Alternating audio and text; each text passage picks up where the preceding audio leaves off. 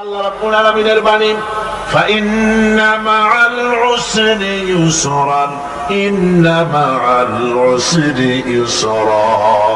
আল্লাহ পাক বলেন জেনে রাখো, দুঃখ এবং কষ্টের সাথে রয়েছে সুযোগ আর সুবিধা, আর অসচ্ছলতার সাথে রয়েছে উদার সচ্ছলতা। জোরে কোন সুবহানাল্লাহ। কাজে ভয় পাওয়ার কারণ নাই, হতাশ হওয়ার কারণ নাই। মন আশায় বুক বেঁধে রাখো। গুনাহ করেছো, হতাশ হয়েও না। যুবকদের গুনাহ করা স্বাভাবিক। ইউনিভার্সিটির ছাত্র, কলেজের ছাত্র, প্রফেসর, শিক্ষক, অফিসার ঘুষ খেয়েছেন, জিনা করা হয়েছে, মদ খাওয়া হয়েছে, মিথ্যা কথা বলা হয়েছে। যাই কিছু করেন না কেন, ভয় পাওয়ার কারণ নাই, নিরাশ হওয়ার কোনো দরকার নাই। আল্লাহ পাক দেখে বলেছেন, কুল ইয়া ইবাদিয়াল্লাযীনা আসরাফু আলা আনফুসিহিম লা তাকনাতু মির রাহমাতিল্লাহ। আরে আমার আল্লাহর মতো এত ভালো আর কেউ আছে? এত দরদ আর কারো আছে? আমার আল্লাহ বলেন, ও নবী আপনি শুনায় দেন, হে আল্লাহর বান্দারা, তোমরা যারা নিজেদের উপরে বাড়াবাড়ি করেছো, নিজেদের উপরে জুলুম করেছো, অত্যাচার করেছো, আমি আল্লাহর রহমত থেকে নিরাশ হয়ে যেও না। মানুষ যদি অপরাধ করে, বাপের সাথে অপরাধ করেছে, মায়ের সাথে অপরাধ করেছে, মা বাবা সন্তানের চাইতে এত বড় কল্যাণকামী তো আর কেউ নাই, কিন্তু মা বাবা কোনদিন বলে না আয় আমার ছেলে তোরে মাফ করে দেই, এরকম বলে নাকি? মন চায় ছেলে যদি মাফ চাইতো, খুশি হয়ে মাফ করে দিতাম, কিন্তু কেন যে আসে না, ডাকে না যে আয় মাফ করে দেই। মা বাপ আপনাকে এত ভালোবাসে, সেই মা বাপও আপনাকে বলে না যে আয় মাফ করে দেই। আমার আল্লাহ হচ্ছেন এমন আল্লাহ, আল্লাহ রাব্বুল আলামিন ডাকেন, এ বান্দা খুন করেছিস ফিরে আয়, জিনা করেছিস ফিরে আয়, হত্যা করেছিস ফিরে আয়, চুরি করেছিস ফিরে আয়, কুফরি করেছিস ফিরে আয়, সুদ খেয়েছিস, ঘুষ খেয়েছিস, মদ খেয়েছিস ফিরে আয়, এসে আমার দরবারে চোখের পানি ফেল, আমার দরবারে কাঁদাকাটি কর। ইন্নাল্লাহা ইয়াগফিরুয যুনুবা জামিআ ইন্নাহু হুয়াল গফুরুর রহিম।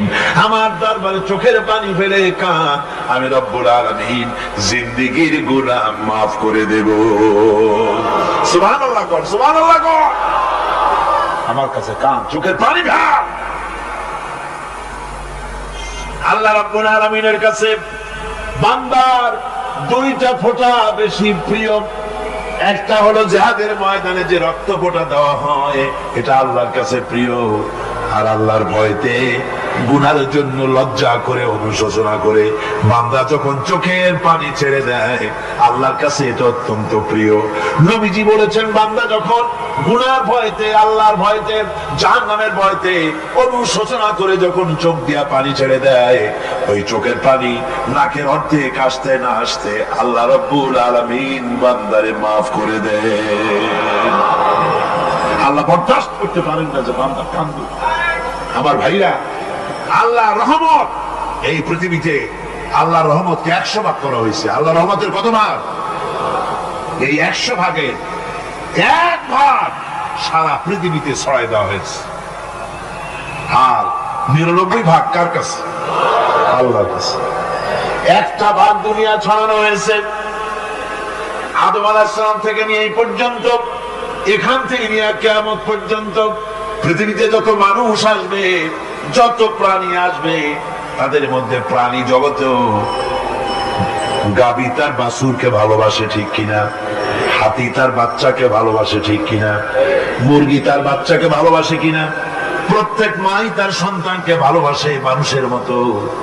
এই ভালোবাসা, স্নেহ, এই মমতা, এই করুণা, এই মহব্বত একটা ভাগ দুনিয়ায় দেওয়ার পর আপনি আর আমি যতটুকুন ভাগে পেয়েছি সেই মহব্বতে, স্ত্রীর মহব্বতে অস্থির, মায়ের মহব্বতে অস্থির, সন্তানের মহব্বতে অস্থির। এখন চিন্তা করেন, একটা ভাগ সারা পৃথিবীতে বিতরণ করার পর যেটুক পেয়েছি তাতে যদি এত মহব্বত হয়, তাহলে এর 99 ভাগ মহব্বত যে আল্লাহর কাছে জমা আছে, এই বান্দার জন্য তার কত মহব্বত, এই বান্দার জন্য কত করুণা তার, কত মহব্বত তার, কত দয়া তার। এই জন্য আল্লাহ রাব্বুল আলামিন বলেছেন, নাব্বি ইবাদি আন্নি আনাল গফুরুর রহিম। আমার নবী সুসংবাদ দিয়ে দাও, বান্দাদেরকে শোনায় দাও যে আমি আল্লাহ তাআলা ক্ষমাশীল আর দয়াবান। হুজুর কাঁদতেছিলেন, হযরত ওমর রাদিয়াল্লাহু তাআলা আনহু এসে দেখেন হুজুর একা কাঁদতেছে। হুজুর জিজ্ঞেস করছেন, হযরত ওমর জিজ্ঞেস করলেন, হুজুর আপনি কাঁদছেন কেন একা একা?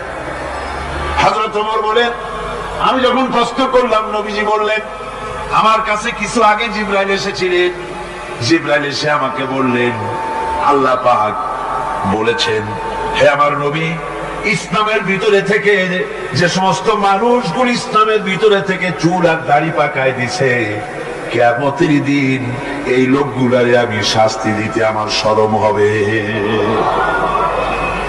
হযরত ওমর বলেন, হুজুর উম্মতের জন্য কত বড় খুশ খবর এটা, আর আপনি কাঁদতেছেন।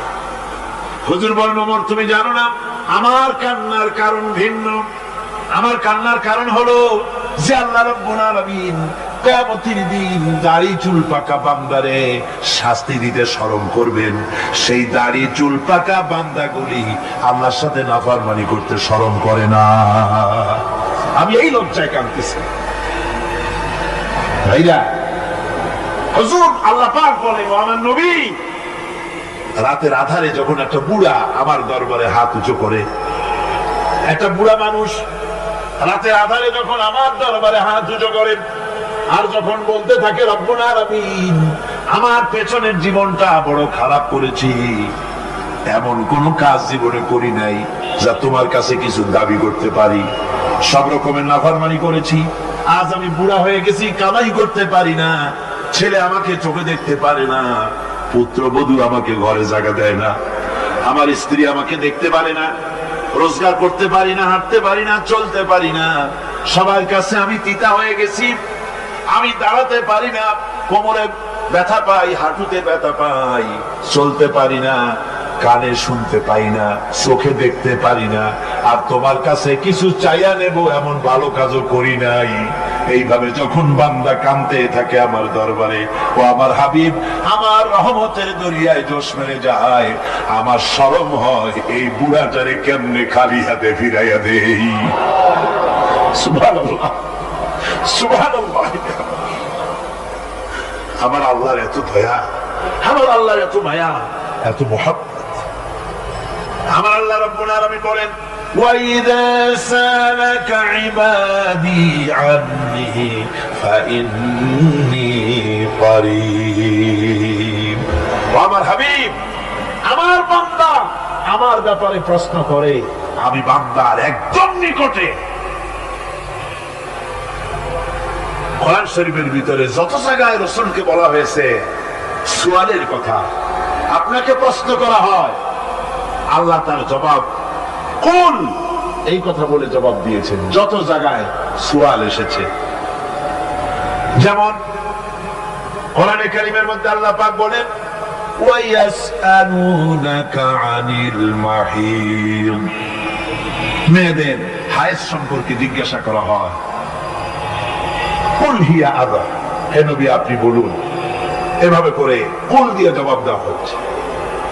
আবার প্রশ্ন করা হচ্ছে, ইয়াসআলুনাকা আনিল আনফাল, এই গনিমতের মাল সম্পর্কে হুজুর আপনাকে, হে নবী আপনাকে প্রশ্ন করা হয়। আল্লাহ কুল দিয়া জবাব দিলেন, আল্লাহ বলেন আপনি বলেন। ওয়ায়াসআলুনাকা আনিল খামরি ওয়াল মাইসির, আল্লাহ পাক বলেন নবী আপনারে প্রশ্ন করা হয়, কুল ফীহিমা ইসমুন কাবীর, আল্লাহ কুল দিয়া বললেন তুমি বলো। আবার বলা হলো, ওয়ায়াসআলুনাকা আনিল আহিল্লা, কুল হিয়া মাওয়াকিতু লিন্নাস। ও নবী, আপনাকে প্রশ্ন করা হয় চাঁদের ক্রমবর্ধমান এবং ক্রমহ্রাস, এই যে বাড়ে আর কমে, পূর্ণিমা হয় অমাবস্যা হয়, কেন হয়? আপনি বলুন। কুল, আপনি বলেন, এটা আমি অর্থ এবং সময়, বছর আর দিন গণনা করার জন্য পৃথিবীবাসীদের জন্য বিনা পয়সায় একটা ক্যালেন্ডার বানাইয়া আকাশে ঝুলাই রেখেছি। এভাবে যত জায়গায় এসেছে আপনাকে প্রশ্ন করা হয়, তত জায়গায় আল্লাহ জবাব দিয়েছেন কোন, আপনি বলেন।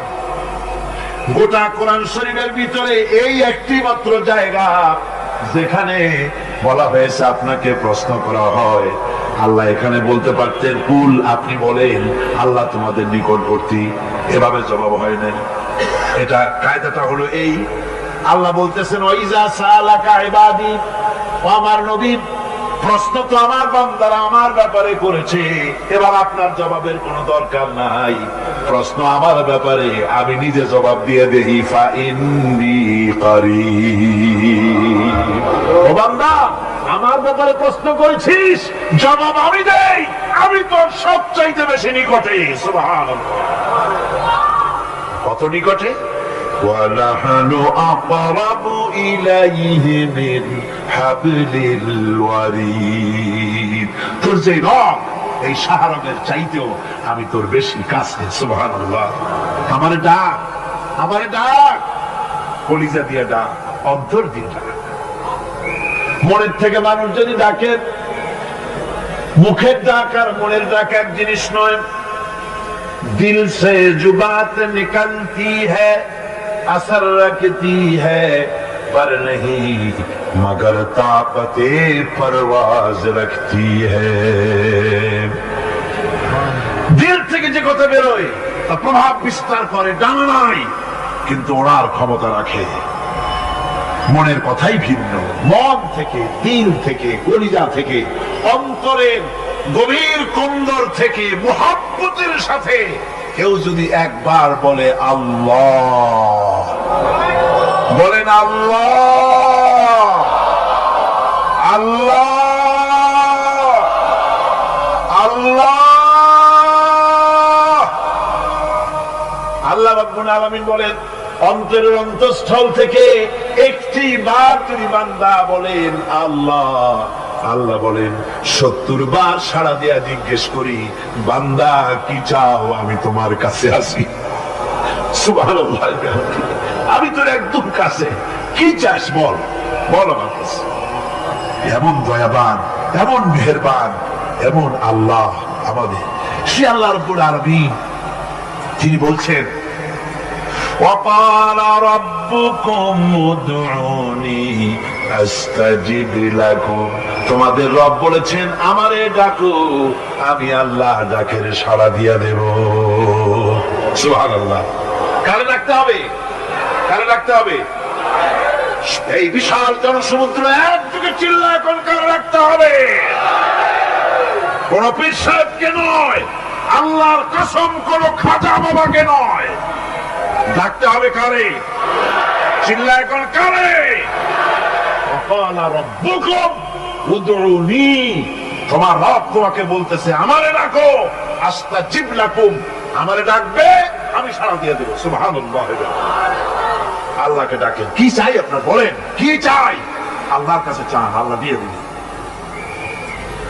দেওয়ার জায়গা আল্লাহর কাছে চাইবেন, আল্লাহ দিবেন। দেওয়ার জায়গা, চাওয়ার জায়গা হলো সেজদায় পড়ে যাবেন। আমার ভাইয়েরা, জায়গাটা চিনায় দিলাম। মাজারে যাওয়া লাগবে না, কবরে যাওয়া লাগবে না। 2 রাকাত নামাজ পড়ে সেজদায় পড়ে গিয়া যত বিপদ আছে, মুসিবত আছে, সেজদার মধ্যে চোখের পানি ছেড়ে দেন আর কেন্দে কেন্দে জীবনের কথা বলেন। আল্লাহ রাব্বুল আলামিন আপনার আওয়াজ শুনবেন আর দোয়া কবুল করে নিবেন। কাঁদতে হবে আল্লাহর কাছে। কার কাছে? আল্লাহর কাছে। সুম্মা ইস্তাগফিরুল্লাহ, আর এরপরে সে যদি আমি আল্লাহর কাছে ক্ষমা চাই, ইয়াজিদিল্লাহ গফুরার রহিমা, সে আমি আল্লাহকে গফুর এবং রহিম হিসাবে পাবে। সুবহানাল্লাহ। আল্লাহকে গফুর এবং রহিম হিসাবে পাওয়া যাবে। সব আল্লাহকে বলতে হবে, গুনাহ মাফ চাইতে হবে। এই জন্য হুজুর সাল্লাল্লাহু আলাইহি ওয়াসাল্লাম দৈনিক 100 বার তওবা করতেন। কোন হাদিসে আছে 70 বার, কোন হাদিসে আছে 100 বার তওবা করতেন। নামাজের পরে তো প্রত্যেক নামাজেই পড়তেন হুজুর, সালাম ফিরাতেন আর সাথে সাথে বলতেন আল্লাহু আকবার, আস্তাগফিরুল্লাহ, আস্তাগফিরুল্লাহ, আস্তাগফিরুল্লাহ। মনে থাকবে আপনাদের? মনে থাকবে? সালাম ফিরে কি বলবেন? না, সালাম ফিরে আবার সাথে সাথে বলবেন আল্লাহু আকবার, তারপরে পড়বেন আস্তাগফিরুল্লাহ, আস্তাগফিরুল্লাহ, আস্তাগফিরুল্লাহ। তওবা করবেন, আল্লাহর কাছে সবসময় গুনাহ মাফ চাইতে থাকবেন, বিনীত থাকবেন। আল্লাহকে পাওয়া যাবে, তাকে রহিম হিসেবে পাওয়া যাবে। সুতরাং ঈমান বিল্লাহ, আল্লাহর প্রতি ঈমান আনলে পরে চতুর্থ নম্বরে যে উপকারটা হবে সেটা হলো হতাশায় ভুগবে না, নিরাশায় ভুগবে না, আশায় বুক বেঁধে উঠবে, ঈমান মজবুত হবে, আল্লাহর কাছে মানুষ বিনয়ী হয়ে যাবে। এবার পঞ্চম নম্বরের উপকার আমি বলছিলাম, ঈমান বিল্লাহ, আল্লাহর প্রতি ঈমান আনলে পরে অসংখ্য উপকার হয়, অসংখ্য বৈশিষ্ট্য আছে। এর 6টা উপকারের কথা আমি বলবো। কয়টা? অসংখ্য উপকারের ভিতরে প্রধান 6টি উপকারের কথা বলবো। এর বললাম কয়টা? 4টে বলছি। এবার বলুন পঞ্চম উপকারের কথা। আল্লাহর প্রতি আপনি পূর্ব পশ্চিমে কতবার মুখ ঘোরালেন, এটাই কিন্তু আপনার আসল সৎ কাজ নয়। আসল সৎ কাজ হলো আল্লাহর প্রতি ঈমান আনা। এই ঈমানের ব্যাপারে 3টা দিন আমরা পার করে দিলাম, এখনো কথা শেষ হয় নাই। আল্লাহর প্রতি ঈমান আনলে পরে যে উপকারটা হবে পঞ্চম নম্বরে, সেটা হলো কঠোর এবং কঠিন বিপদের ভিতরে বান্দার ভিতরে অবিচলতা এবং ধৈর্যের সৃষ্টি হয়ে যাবে। আলহামদুলিল্লাহ। কঠিন বিপদ মুসিবত আসলে পরে সে অবিচল থাকবে। সারা দুনিয়ার বিপদ আপদ, শত্রুতা, দুঃখ, কষ্ট, মুসিবত, জুলুম, নির্যাতন সবকিছু পাহাড়ের মতো উঁচু হয়ে তাকে ঘিরে ফেলবে, কিন্তু তাকে এক চুলও নাড়াতে পারবে না। আলহামদুলিল্লাহ। সারা পৃথিবী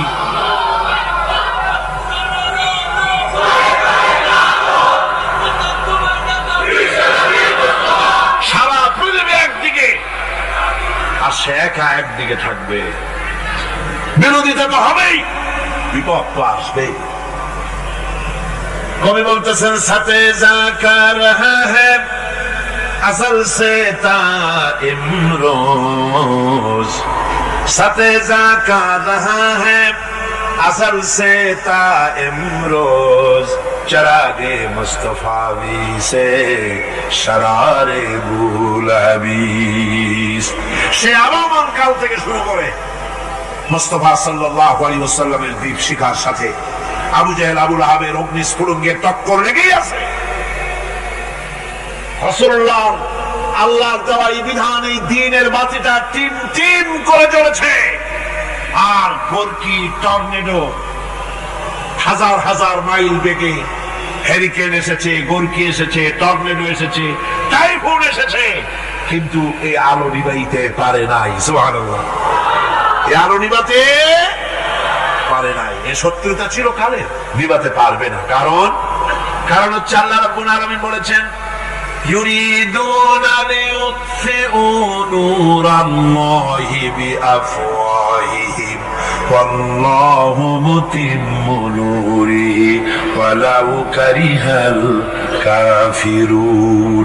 ওরা চায় মুখের ফু দিয়ে আমার আলোকে নিভিয়ে দেবে, কিন্তু আমি আমার আলোকে পূর্ণতা দান করব, তাতে কাফের বেঈমানদের কলজায় যত জ্বালা যন্ত্রণা হোক আমার দ্বীন কেউ মিটাই দিতে পারবে না। সুবহানাল্লাহ। সুতরাং বিপদে অবিচলতা আসবে, সে অটল হবে, মজবুত হবে। কোরআনে কারীম বলতেছে, ওয়া কাযালিকা জাআলনা লিকুল্লি নাবিয়্যিন আদুওয়াম মিনাল মুজরিমিন। এই পৃথিবীতে এমনি করে আমি সকল নবীদের শত্রু বানিয়েছি, সব পাপিষ্ঠ অপরাধীদেরকে। নবীদের সাথে বিরোধিতা করেছে কারা? পাপিষ্ঠরা, অপরাধীরা। আজও খুঁজে দেখেন আজও ইসলামী আন্দোলনের বিরোধিতা যারা করে সবগুলি কি পাপিষ্ঠ? সত্য কিনা কর? ইসলামী আন্দোলনের বিরোধিতা যারা করে হিসাব করে, চোখ দিয়ে তাকায় দেখেন, খুঁজে দেখেন তাদের নামগুলি। মদখোর, জেনাকার, বদমাশ, চোর, হাইজাকার, বেনামাজি, লুটেরা, মিথ্যাবাদী, সবচাইতে সমাজের নিকৃষ্ট লোকগুলি ইসলামের বিরোধিতা করে।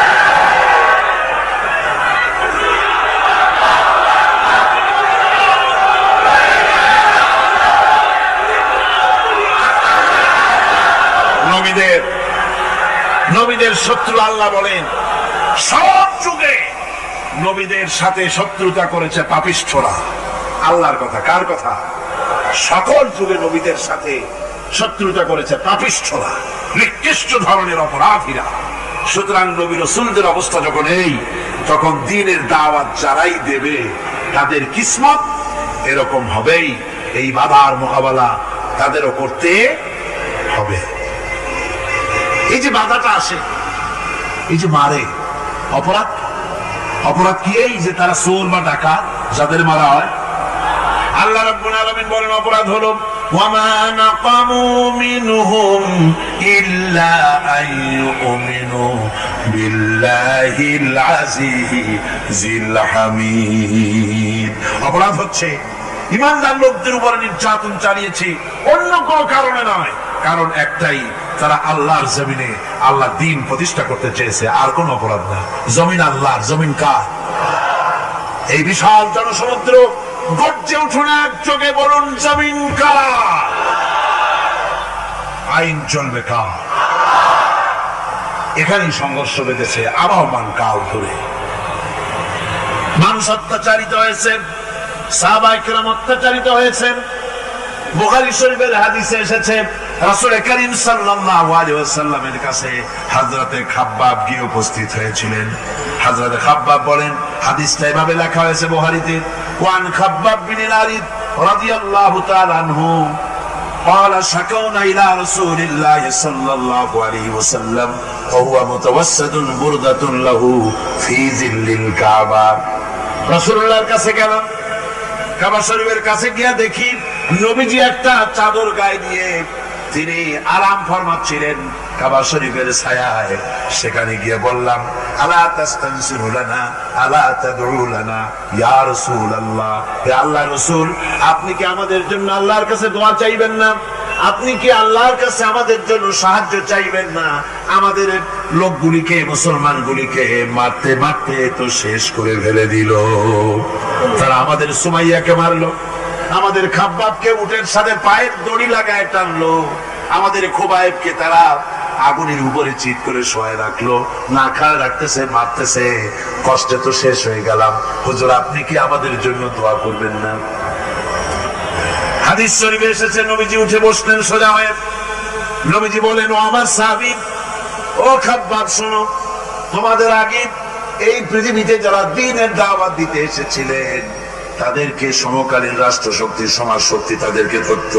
ফায়ুখাজুর রাজুলু, তাদেরকে তারা ধরত। ফায়ুহফারু লাহু ফিল আরদ, আর তার জন্য জমিনের ভিতরে কবর বানাইতো। ওই কবর ফায়ুজালু ফিহা, ওই কবরের ভিতরে তাকে কোমর পর্যন্ত গেড়ে দিত। সুম্মা ইউতা বিল মানশার, এরপরে করাত আনতো। ফায়ুদাউ আলা রাসিহি, এরপরে ওই করাত তার মাথার উপরে রাখতো। ফায়ুজালু নিসফাইন, এরপরে করাত দিয়া চিরে জীবিত মানুষটারে দ্বিখণ্ডিত করে ফেলে দিত।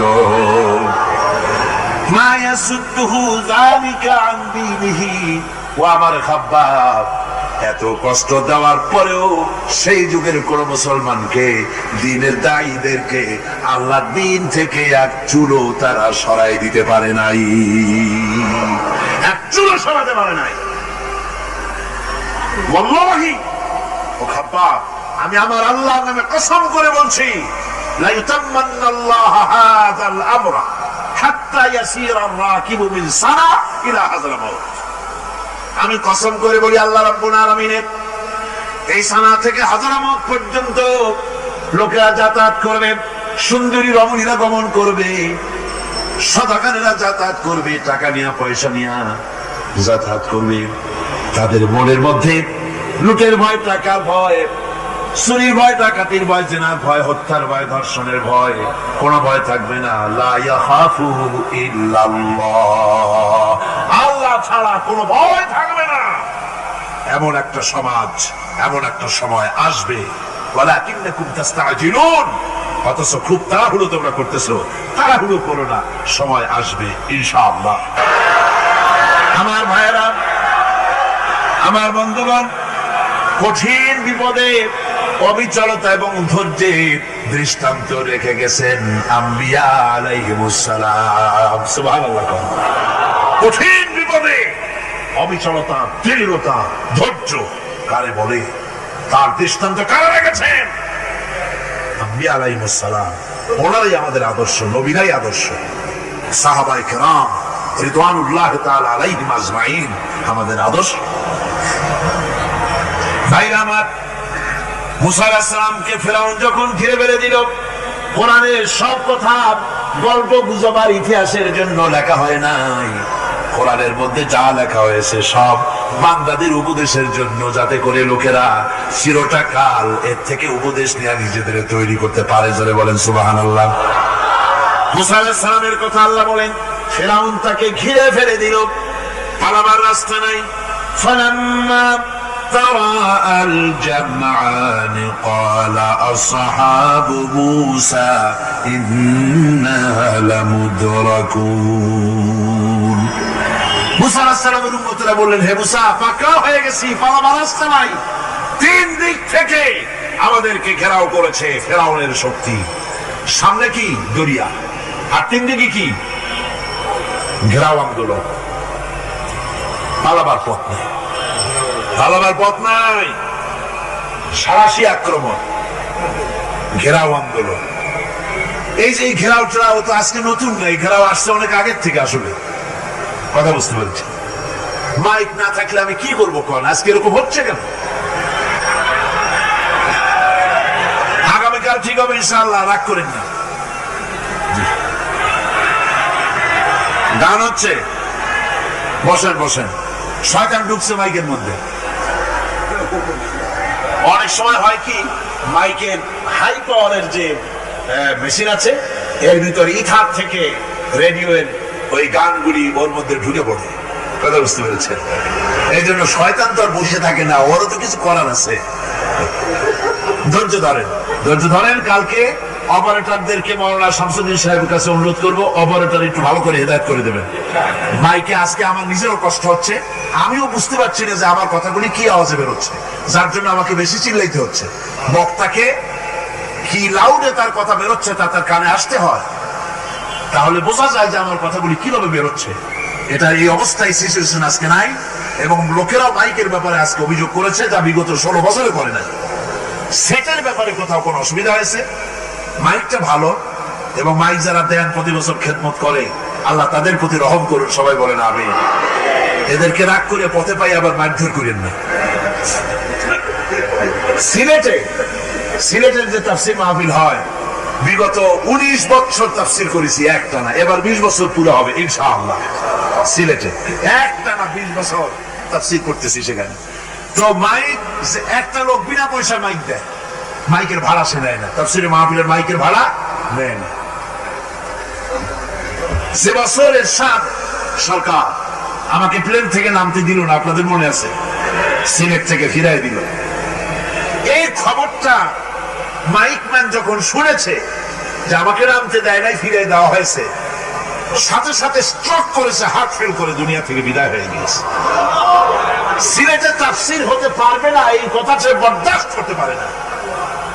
আমি কেঁদেছি আর দোয়া করেছি, আল্লাহ, কোরআনের মহব্বতের লোকটার এই অবস্থা হলো, তোমার জান্নাত তুই দয়া করে তাকে দান করে দিও।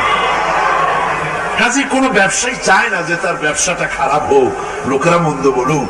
এই মাইকের ব্যাপারে আপনারা আজকে রাগারাগ করেন না, যা হয়েছে কালকে ভালো হবে ইনশাআল্লাহ। সবাই বলেন ইনশাআল্লাহ।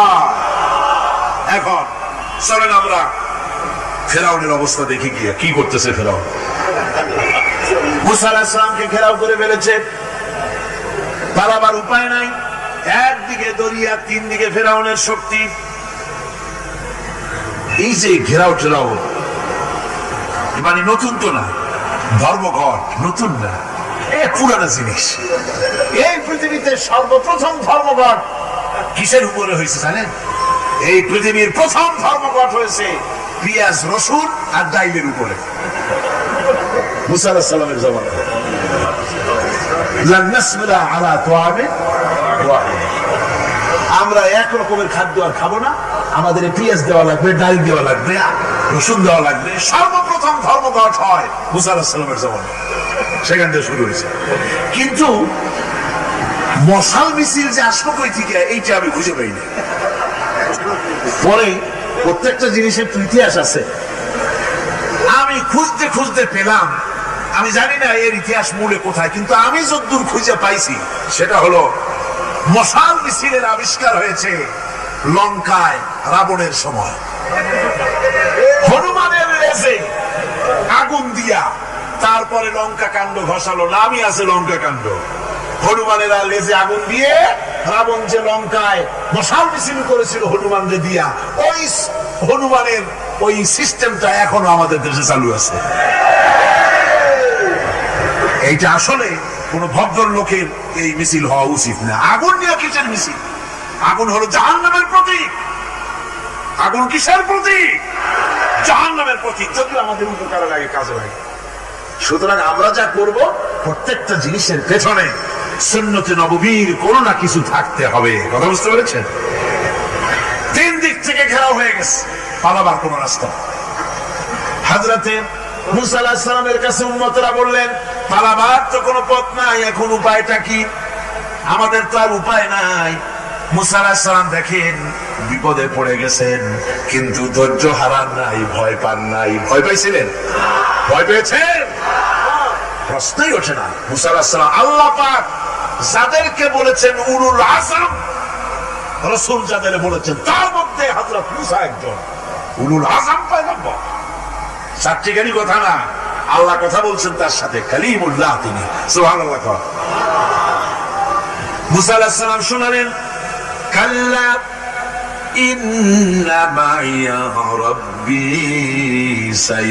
সায়াহদিন। কখনো নয়, আমার উম্মতেরা ভয় পেও না, আমার রব অবশ্যই আমাকে পথ দেখাবে। সুবহানাল্লাহ। তিন দিক থেকে শত্রু, একদিকে দরিয়া, পালাবার কোন রাস্তা নাই। সেখানে দৃঢ়তার সাথে তিনি বলছেন, অবশ্যই আমার আল্লাহ আমাদের পথ দেখাবে। সুবহানাল্লাহ। নবীরা এই দৃঢ়তা দেখিয়েছেন, অবিচলতা দেখাইছেন। আল্লাহ পাক মুসা আলাইহিস সালাম যখন এই দৃঢ়তা দেখালেন, এই অবিচলতা দেখালেন, সঙ্গে সঙ্গে জিবরাইল এসে হাজির হয়ে গেলেন। আল্লাহ পাক বলেন, ফাআওহাইনা ইলা মূসা আন আদরিব বিআসাকাল বাহরা ফানফালাকা ফাকানা কুল্লু ফিরকিন কাত্তাউদিল আযীম। মুসা আলাইহিস সালামকে আমি ওহী নাযিল করলাম, তাকে বললাম হাতে যে লাঠি আছে এই লাঠি দিয়ে আঘাত করো দরিয়ার উপরে। দরিয়ার উপরে আঘাত করলেন, একটা রাস্তা হয় নাই, 12টা রাস্তা তৈরি হয়ে গেল। আর দেওয়ালগুলা পাহাড়ের মতো উঁচা হয়ে গেল। দরিয়ার ভিতরে পাহাড়ের মতো উঁচা মজবুত 12টা রাস্তা। এবার মুসা আলাইহিস সালাম তার দলবল নিয়ে চললেন। আল্লাহ রাব্বুল আলামিন বলেন, ওয়া আনজাইনা মূসা ওয়া মান মাআহু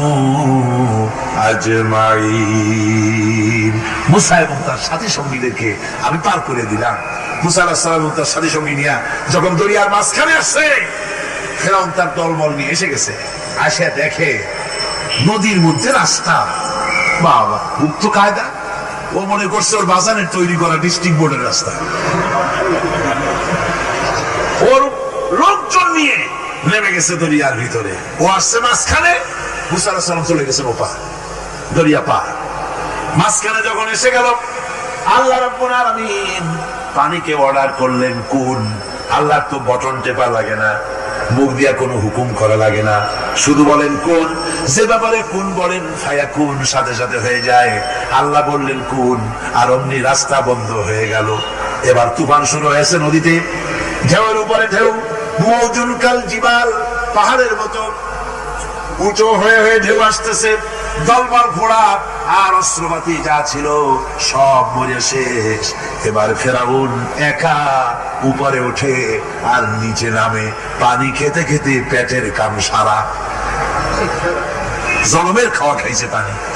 এখন জান যা, বাঁচবার আর উপায় নাই, বাঁচবার আর উপায় নাই। ফেরাউন তার নিজের জীবন সম্পর্কে হতাশ হয়ে গেল। এবার ফেরাউন বলতেছে, আমানতু আন্নাহু লা ইলাহা ইল্লাল্লাযী আমানাত বিহি বানু ইসরাঈল। আমি ঈমান আনলাম, আমি ঈমান আনলাম আল্লাহ ছাড়া কোন ইলাহ নাই। ওই আল্লাহর উপর ঈমান আনলাম যে আল্লাহর উপরে ঈমান এনেছে বনি ইসরাঈলেরা। আল্লাহ যাতে ঠিক পায় যে কোন আল্লাহর উপর ঈমান আনছে। বনি ইসরাঈলের আল্লাহর উপর ঈমান আনলাম। আল্লাহ এই তো মুসলমান হয়ে গেছি, এরপরও আমার সুবাও কেন? আল্লাহ রাব্বুল আলামিন জবাবে বলেন, আল আন, এখন وقد عصيت قبل وكنت من المفسدين। এখনই মানার কথা বলছো, অথচ যুগের পর যুগ, বছরের পর বছর ধরে আমার মানুষের উপরে মন গড়া আইন চালাইছ, আমার পয়গম্বরের সাথে বেয়াদবি করেছ।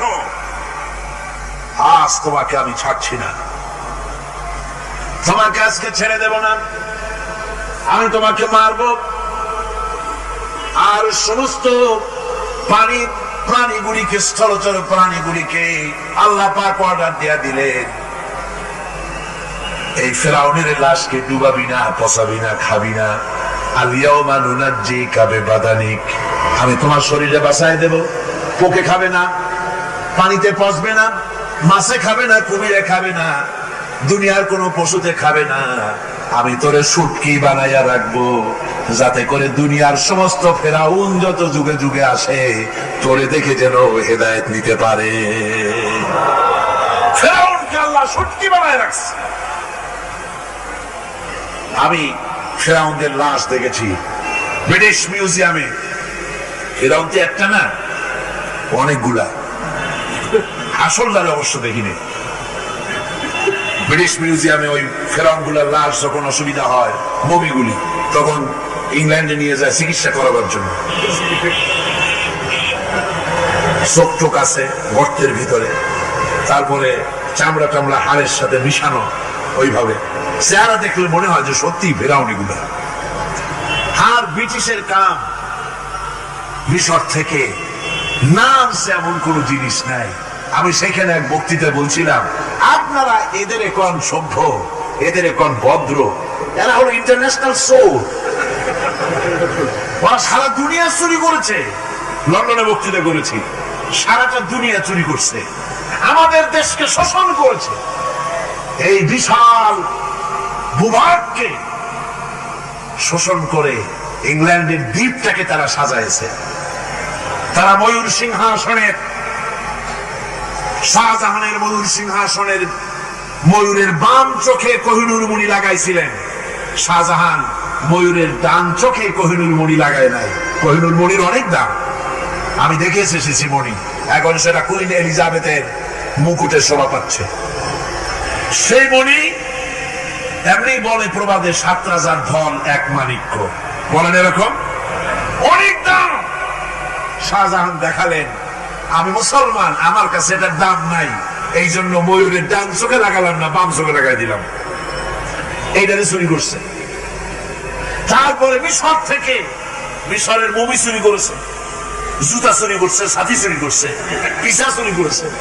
আমি বললাম, এগুলা কি ভদ্রলোক নাকি? আর জুতা চোর, পিসা চোর, লাঠি চোর, সব চুরি করেছে।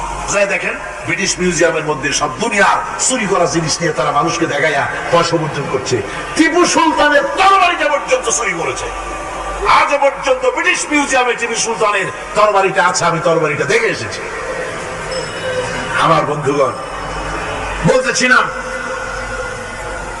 যে পৃথিবীতে আল্লাহ রাব্বুল আলামিন নবীরা তাদের চরিত্র দিয়ে বিপদের মোকাবেলা করে দুনিয়ার সামনে কঠিন বিপদের মোকাবেলা করে অবিচলতা, দৃঢ়তা দেখায় গেছেন যে কেমন করে এই পৃথিবীতে বিপদের সামনে মোকাবেলা করতে হয়। ধৈর্য ধরতে হবে, বিপদ আসবে পাহাড় সমান হয়ে, আপনাকে ধৈর্য ধারণ করতে হবে সেভাবে বুক বেঁধে। যেহেতু এটা যদি বিশ্বাস হয় যে আমার কিসমতে যা আছে তার থেকে বেশি কিছু হবে না, তাহলেই আপনার ধৈর্য আসবে, ভয় পাবেন না। কথা ঠিক কিনা কন? এবারে হযরত হুদ আলাইহিস সালাম সম্পর্কে আল্লাহ রাব্বুল আলামিন বলেন, হযরতে হুদকে যখন ষড়যন্ত্র হলো কাফির বেঈমানেরা তাকে মেরে ফেলার জন্য যখন সরকারি ষড়যন্ত্রে লিপ্ত হয়ে গেল, হযরতে হুদ সমাজের এই চ্যালেঞ্জের মোকাবেলা করলেন। হযরত হুদ বলেন, ফাকিদুনি জামিআন সুম্মা লা তুনজিরুন ইন্নী তাওয়াক্কালতু আলাল্লাহি রাব্বি ওয়া রাব্বিকুম। তোমরা তোমাদের ষড়যন্ত্র আমার বিরুদ্ধে যত পারো আমার বিরুদ্ধে ষড়যন্ত্র চালাও, এতটুকু আমার অবকাশ দিও না। আমি এমন আল্লাহর উপরে ভরসা করেছি যার হাতের ভিতরে তোমাদেরও জান আর আমারও জান। যা পারো তাই করো। সরকার সমস্ত শক্তি একত্রিত হয়ে আমার মোকাবেলা করো। একদিকে হুদ আলাইহিস সালাম, আর একদিকে গোটা জাতি। হযরত হুদ ভয় পায় নাই। সুবহানাল্লাহ। ঈমান বিল্লাহ মানুষের কলিজাকে এভাবে শক্ত করে দেয়। কোন আলহামদুলিল্লাহ। এবারে এই বিপদের, কঠিন বিপদের মোকাবেলা করে আমার রাসূল যে প্রমাণ দিয়ে গেলেন, আমার রাসূল যে কঠিন বিপদের মোকাবেলা করলেন, ভাইয়ের আমার, হিজরতের রাতে সওর পাহাড়ের ভিতরে যখন তিনি আশ্রয় নিলেন, হযরতে আবু বকর সাথে ছিলেন। হযরতে আবু বকর রাদিয়াল্লাহু তাআলা বলেন, হুজুর আপনি দাঁড়ান, এটা তো পাহাড়িয়া গুহা, গুহার ভিতরে সাপ থাকতে পারে, বিচ্ছু থাকতে পারে, আমি আগে ঢুকি, বিপদ যদি হয় আমার উপর থেকে হয়ে যাক। গুহার ভিতরে নেমে গুহা সাফ করলেন। এরপরে হুজুরকে ডাকলেন, হুজুর তাশরীফ নিলেন গুহার ভিতরে। এরপরে হুজুর বললেন, আবু বকর পাহাড়ে হেঁটে হেঁটে 2-3টা পাহাড় পাড়ি দিয়া যাওয়া লাগে সোর পাহাড়ে। মদিনার সোজা রাস্তা হুজুর ধরেন নাই, মেসফালার পথ দিয়া জাবালে খেদোয়ার উপর দিয়া 3টা পাহাড় পাড়ি দিয়া তারপরে হুজুর গেলেন সোর পাহাড়ে। গুহার ভিতরে হুজুর তাশরীফ নিলেন। বললেন, আবু বকর তুমি বসো, তোমার উরুর উপরে মাথা রেখে আমি একটু আরাম করি। হযরতে আবু বকর বসলেন, হুজুর তার উরুর উপরে মাথা রেখে ঘুমায় গেলেন। আর এরপরে কাফির বেঈমানেরা তালাশ করতে করতে কাফেররা এসে গেল পায়ের চিহ্ন দেখে দেখে গর্তের কাছে। হযরত আবু বকর ভয়তে কেঁদে ফেললেন, আরে আর তো উপায় নাই, এবার তো ধরা পড়ে গেছি, এবার নবীজিকে মেরে ফেলে দেবে। নবীর মহব্বতে, নিজের মহব্বতে নয়, নবীর মহব্বতে কাঁদতেছিলেন। হুজুর বলেন, হুজুরের ঘুম ভেঙে গেল। বলল, আবু বকর কাঁদো কেন? ছেলের কথা, মেয়ের কথা, বিবির কথা, বাড়ির কথা মনে পড়লো নাকি? হযরত আবু বকর বলেন, ইয়া রাসূলুল্লাহ, আল্লাহর কসম করে বলি, যেদিন ঈমান এনেছি এই কলিজার ভিতরে মা বাপ, স্ত্রী, পুত্র, পরিজন, এমনকি আমার নিজের জীবনের চাইতে আপনারে বেশি ভালোবাসি। কাঁদো কেন? কাঁদো কেন? হযরত আবু বকর বলেন, হুজুর ধরা পড়ে গেছি, কাফেররা এসে গেছে, বক্তের কাছে টাকা দিয়ে আমাদের দেখতে পাবে, আমরা তো মাইনরিটি, ওরা তো মেজরিটি, আমরা তো ধরে মারি ফেলাই, আপনাকে মেরে ফেলে দেবে, এই জন্য কাঁদি। আল্লাহ রাব্বুল আলামিন হুজুর তখন কি দৃঢ়তা, কি অবিচলতা, কি ধৈর্যের পাহাড় সম মনোবৃত্তি তখন দেখালেন। আল্লাহ কোরআন শরীফে চিরকাল যাতে মানুষেরা হেদায়েত দিতে পারে সেজন্য হুজুরের কথা উঠায় দিলেন কোরআনে। আল্লাহ পাক বলেন, ইযহুমা ফিল গার ইয ইয়াকুলু লিসাহিবিহি লা তাহজান ইন্নাল্লাহা মা'ানা। ও বন্ধু, ভয় পেও না, আল্লাহ আমাদের সাথে আছেন। সুবহানাল্লাহ। আল্লাহ আমাদের সাথে আছেন। আমরা মাইনরিটি নই, আমরা মেজরিটি। আল্লাহ আছে আমার সাথে, ভয় পাওয়ার কোনো কারণ নাই। সুবহানাল্লাহ। আল্লাহ পাক বলেন, فأنزل الله سكينته عليه وأيده بجنود لم تروها আমি এদের অন্তরের ভিতরে আমি শান্তি নাজিল করে দিলাম, প্রশান্তি দিয়া দিলাম, আর আমি সাহায্য করলাম, আর এমন সব সৈন্য পাঠাই দিলাম যে সৈন্যগুলি তোমরা দেখতে পাও নাই। সুবহানাল্লাহ ওয়া বিহামদিহি। ভাই আমার, রাসূল করিম সাল্লাল্লাহু আলাইহি ওয়াসাল্লাম এই বিপদের মাঝে, চরম বিপদের মাঝে অবিচলতা, দৃঢ়তা, কঠিন আত্মনির্ভরতা দেখিয়েছেন। এগুলি হলো ঈমানের পঞ্চম নম্বরের উপকারিতা। আল্লাহর প্রতি ঈমান আনলে এভাবে পাহাড় সম ঈমান মজবুত হয়ে যায়। জেলের পরোয়া করি না, ফাঁসির পরোয়া করি না, শহীদ হওয়ার পরোয়া করি না, মেরে ফেলে দেবে, উড়ায় দেবে, হত্যা করবে, পরোয়া করি না। পরোয়া করি কেবলমাত্র কাকে? জনগণের কারে? এইরকম মুসলমান হাজার হাজার লাখ লাখ দরকার নাই, 313 জন যথেষ্ট। কয়জন যথেষ্ট? 313 জন যথেষ্ট। বদলে যারা জান দিয়ে, মাল দিয়ে দিনকে প্রতিষ্ঠিত করেছিলেন, এরকম 313 জনই যথেষ্ট ছিল। এই দৃঢ়তা, এই অবিচলতা, এই ঈমান, এই ধৈর্য শিক্ষা দেয়, এই উপকার করে ঈমান বিল্লাহ। আল্লাহর প্রতি ঈমান আনলে এভাবে পাহাড়ের মতো শক্ত হয়ে যায় কলিজা। কোন আলহামদুলিল্লাহ। আমার বন্ধুগণ, এবার আমি বলবো সর্বশেষ উপকারের কথাটা বলি, মোনাজাত ছেড়ে দেব। কয়টার কথা বলছিলাম? উপকার 6টা উপকারের কথা বলেছি। অনেকগুলি বৈশিষ্ট্য, অনেকগুলি উপকারের মধ্যে আল্লাহর প্রতি ঈমানের 6টা উপকারের কথা 5টা বলা হয়ে গেছে। এবার 6ষ্ঠ নম্বর এবং শেষ নম্বর, এটা হচ্ছে আল্লাহর প্রতি ঈমান আনলে পরে তার দ্বারা সবচাইতে বেশি ফায়দা পায় সমাজ এবং রাষ্ট্র। বল আলহামদুলিল্লাহ, বল আলহামদুলিল্লাহ। আল্লাহর প্রতি ঈমানের দ্বারা নৈতিক সংশোধন হয় এবং রাষ্ট্র আর সমাজ সবচাইতে বেশি উপকৃত হয়। কারণ হলো ঈমানদার ব্যক্তি আল্লাহর প্রতি যে ঈমান এনেছে, তার মনের মধ্যে ধারণা এটা হয়, আমার কোনো কাজ তো গোপন থাকে না। ইন্নাল্লাহা লা ইয়াখফা আলাইহি শাইউন ফিল আরদি ওয়ালা ফিস সামা। আল্লাহর কাছে গোপন বলতে কিছু নাই, আকাশেও নাই, জমিনেও নাই, কোনো কিছু গোপন নাই। সুতরাং আমি যা করি সব আল্লাহ দেখেন এবং শোনেন। এমনকি মানুষ যে কল্পনা করে, সে কল্পনাও আল্লাহ টের পায় না, নাকি? টের পায় কিনা?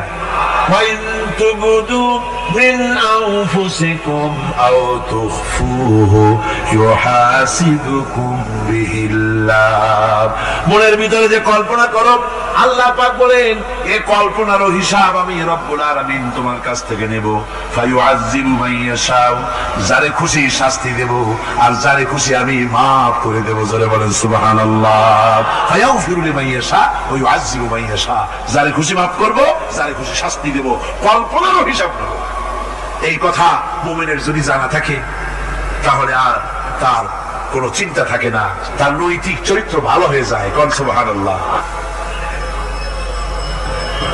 আমার বন্ধুগণ, ঈমানদার লোক, আল্লাহর প্রতি ঈমান আসলে পরে সমাজ উপকৃত হয়, রাষ্ট্র উপকৃত হয়ে যায়।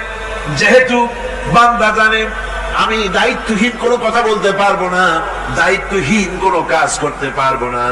আল্লাহ পাক বলেছেন, মা ইয়ালফিযু মিন কাউলিন ইল্লা লাদাইহি রাকীবুন আতীদ। বান্দা এমন কোনো কথা বলে না যে কথা আমার ফেরেশতারা রেকর্ড করে না রাখে। কাজেই মুমিন ব্যক্তি আল্লাহর ভয়তে দায়িত্বহীন কথা বলবে না। নির্বাচন আসতে পরে রাস্তা সোনা দিয়ে মামলায় দেবো, এই করব সেই করব, না খাইয়া কেউ মরবেন না। আসে না নির্বাচনের সময় সারাগালি বদনারা মঞ্চে দাঁড়িয়ে কত বড় বক্তৃতা করে, ভাইয়ের আমার, বোনের আমার, এবার আমার বোতল মার্কা বাক্স, আপনারা আমাকে ভোট দিয়ে দেশ এবং জাতির আরেকবার 12:30 বাজাইবার সুযোগ দিন। এবার ক্ষমতায় গেলে কেউ না খাইয়া মরবেন না, কিন্তু কি খাইয়া মরবে তাও বলেন। এর মানে প্রতি অর্থ হচ্ছে এই, ওরা যদি ক্ষমতায় যেতে পারে তাহলে বিষ খাইয়া হোক, গুলি খাইয়ে হোক, কিছু না কিছু খেয়ে মরতে হবে। একেবারে খালি পেটে মরলে গ্যাস্ট্রিক হওয়ার সম্ভাবনা আছে। ঈমান বিল্লাহ যদি না থাকে, আল্লাহর ভয় যদি না থাকে, তাহলে দায়িত্বহীন কথা বলে। আর আল্লাহর ভয় যদি থাকে, তাহলে নৈতিকতার সংশোধন হয়ে যায়। দায়িত্বপূর্ণ কথা বলে মানুষকে ফাঁকি দেয় না। আমার বন্ধুগণ, আল্লাহ রাব্বুল আলামিন তার বান্দা যারা আল্লাহকে ভয় করে, সে ভয় করা বান্দাগুলি মনের মধ্যে এই চিন্তা এসে যায়, আমি যেখানে থাকি না কেন আল্লাহ আমাকে দেখতেছেন, শুনতেছেন। রাতে হোক দিনে হোক, যেখানে আছি আল্লাহ আমারে দেখতেছেন। আল্লাহ পাক বলতেছেন, ওয়া হুয়া মাআহুম ইয ইউবাইতুনা মা লা ইয়ারদা মিনাল কওলি ওয়া কানা আল্লাহু বিমা ইয়ামালুনা মুহীতা। আল্লাহ পাক বলেন, আমি তো আমার বান্দার নিকটে তখনও থাকি যখন সে গোপনে গোপনে রাতের বেলায় আমার মর্জির খেলাফ পরামর্শ করে। আমার মর্জির খেলাফ পরামর্শ করতেছে রাত্রে, আমি তো তখনও কাছে থাকি, ওটা আমি শুনি। ঈমান যদি আসে, তাহলে এই সব কাজ থেকে সে বিরত থাকে। সে যদি কম হয় সেখানেও আল্লাহ, বেশি যদি হয় সেখানেও আল্লাহ। এমন কোন জায়গা আছে নাকি চিটাগংয়ে যেখানে আপনি একটা আকাম করবেন আর আল্লাহ টের পাবে না?